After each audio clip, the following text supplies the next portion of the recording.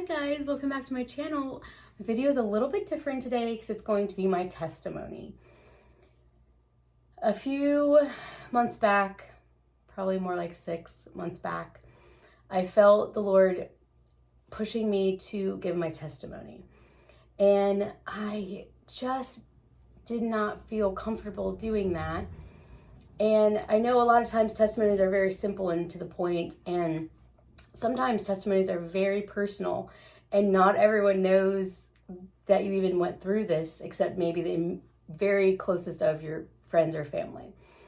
And so I keep a journal of all my video ideas. I get them randomly here and there. I'll jot them down. And so I kind of just been pushing this one to the back and doing these other videos. And about 2 weeks ago, God just said, Julia, it's time for you to give your testimony. And I said, okay. And so I knew this next video was going to be my testimony, but even still this morning, I was in the car and I said, God, why do I have to give this testimony? And I'm thinking he's going to give me this amazing response of why he wants me to give this testimony. And he says, I'm asking you to be obedient. That was it. And so that's not the first time God has said that to me.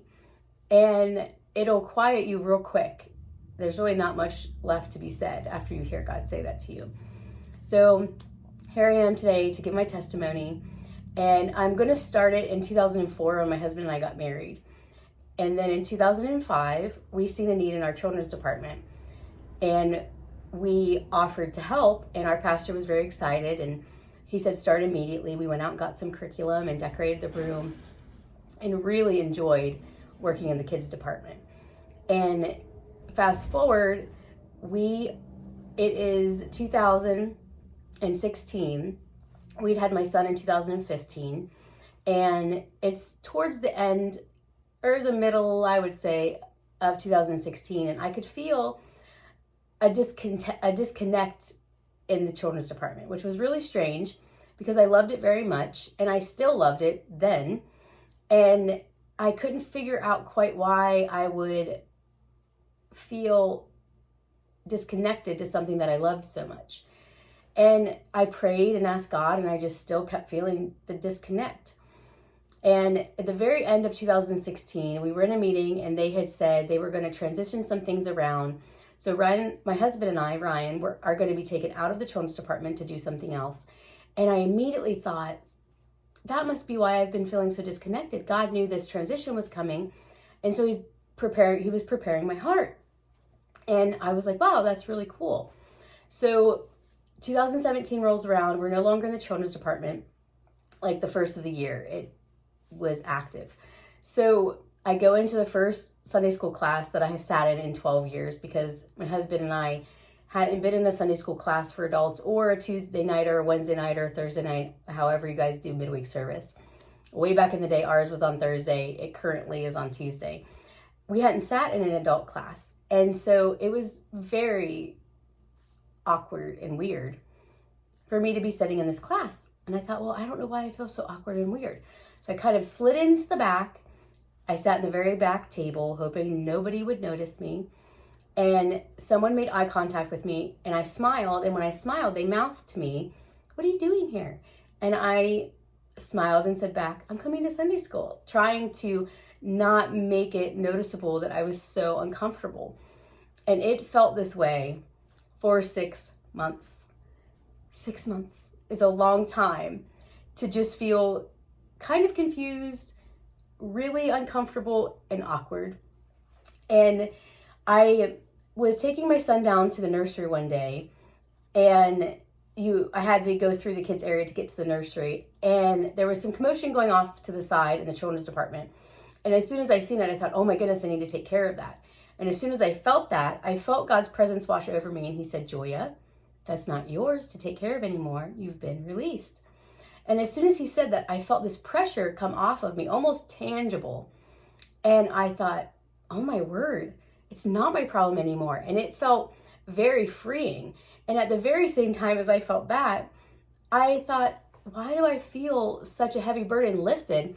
I never felt like it was a heavy burden when I was doing it. Of course, you always feel the burden of the responsibility, but it wasn't a burden in a bad way. And so I was kind of confused that I felt so freed when that burden lifted. And I just kind of continued on, and I thought about it often. And then in 2017, I had my second child, and I was home one day with a 2.5-year-old and a brand new baby. And I thought, man, if I was still doing this, I would have to be here. And if I was doing that, I'd have to be there. And I realized, oh my goodness, God has given me the gift of time. And, you know, almost the entire time Ryan and I were in the children's department, we did not have children of our own.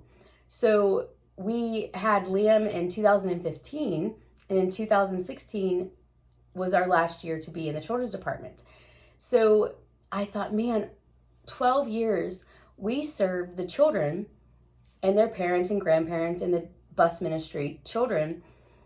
And now God has given me children of my very own. And not only has he given me these children, he's given me time to spend with these children. And it just felt so clearing, and so many things that I had been confused by really no longer seemed confusing. And it was all kind of making sense that God had blessed me with these babies, and now God had blessed me with time to spend with my babies. Our schedule was very light, and we were pretty much free to do what we wanted. And I was so thankful and grateful. My heart just continued to be so thankful and grateful for this time God had given me with my babies. And it made me think, when I was making this video, of the word trust kept coming up. And I thought, you know, when we're going through seasons of life, even when we obey God, sometimes it's hard to trust the process, trust all the things that happen along the way before we get to that final solution or destination, however you want to say it. And then when we look back, it's always, we can see, oh yeah, God's hand was on it and in it the entire time. But it also brought the story, when the word trust came up, of Matthew chapter 14, when Peter walked on the water with Jesus. And I'm sure a lot of people know the story. I'll just do like a super quick kind of recap of it. God's walking on the water. There's a bunch of men in a boat. God's walking on the water. The people in the boat are scared. And Jesus says, do not be scared. It is I. And Peter says, if it's you, Lord, let me walk with you. And God said, come. And so Peter got out of the boat, and he starts walking towards Jesus, and a big gush of wind comes. And Peter turns around, and when he turned around, he began to sink.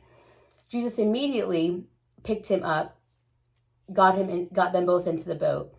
And everyone in the boat realized it really was God.